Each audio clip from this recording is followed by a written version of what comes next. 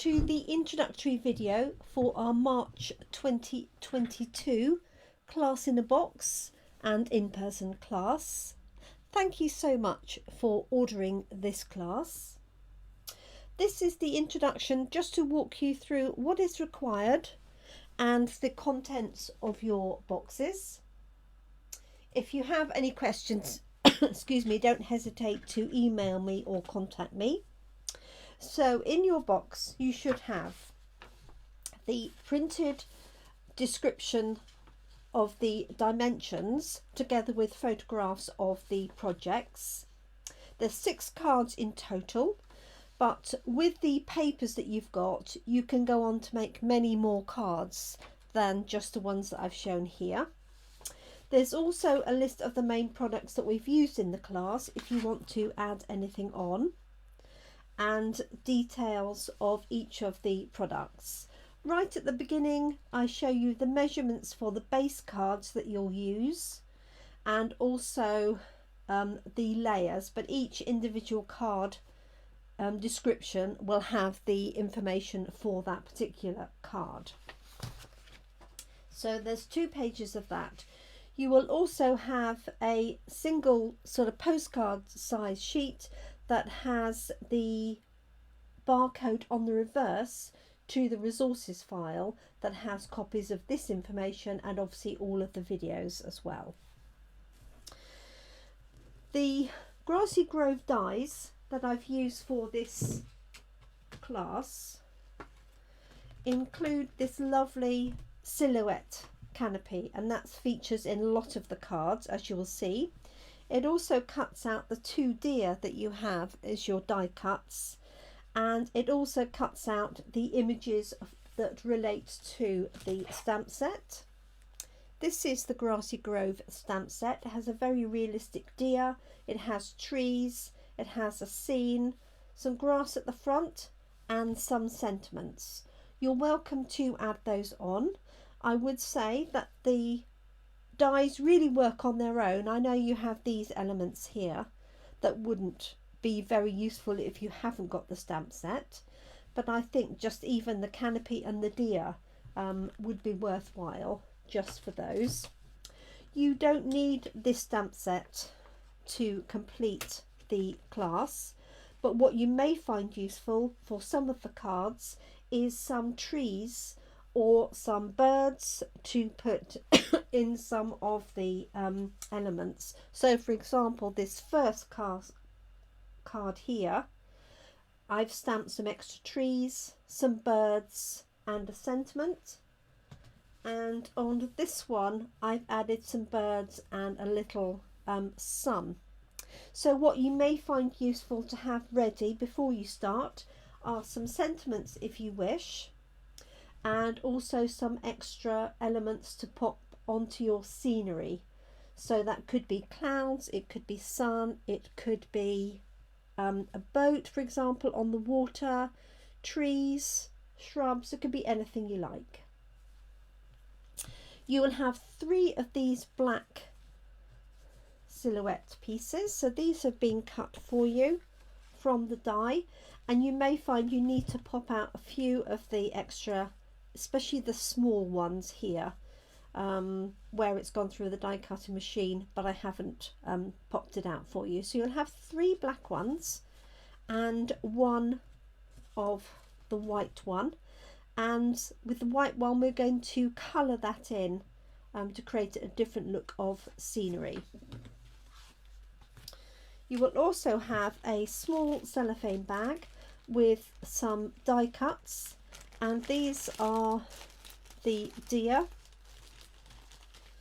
and you should have 2 of the larger black deer, 3 of the smaller ones, and then a large and a small white deer as well, plus 3 little die cuts that you can use if you wish. There's not a great deal of sentiment stamping on these because I tend to like the scene to take care of the card itself, but you could obviously add your sentiments on. So bear in mind the quantity of those as you're doing your cards. Don't use all of your deer up and then find you wanted some deer for the last card, for example. In your packs you also have a half pack of the New Horizons papers. This does all the work for you. There are 48 sheets in a pack, so you have 24 sheets. There's 12 different designs and they're all double-sided. So on one side typically you'll find a scene, and then the other you've got a watercolour type image. And the scenes are varied. This one I've actually stamped some trees onto. So it's a case of looking through and deciding which scenes you like. This is a mixed pack I've got here, so there may be more than 2 of any particular one because I put packs together. So lots of lovely designs, and what you'll find useful as you go through is to pop your panel on here to help you choose which elements you want for your scenery. So it can really make a difference. If I pick up this one, for example, it's got quite a moody sort of lake scene like that. And then here we've got a mountain scene, and obviously you can move this down or up and have just a sunset. So there's lots of different variations. So you have 24 of those. And then finally you will have some card bases. So you have 10 card bases all together. You have some white, some Calypso Coral, Pear Pizzazz, Evening Evergreen and Misty Moonlight. And these come to you like this. So it's half a sheet of A4.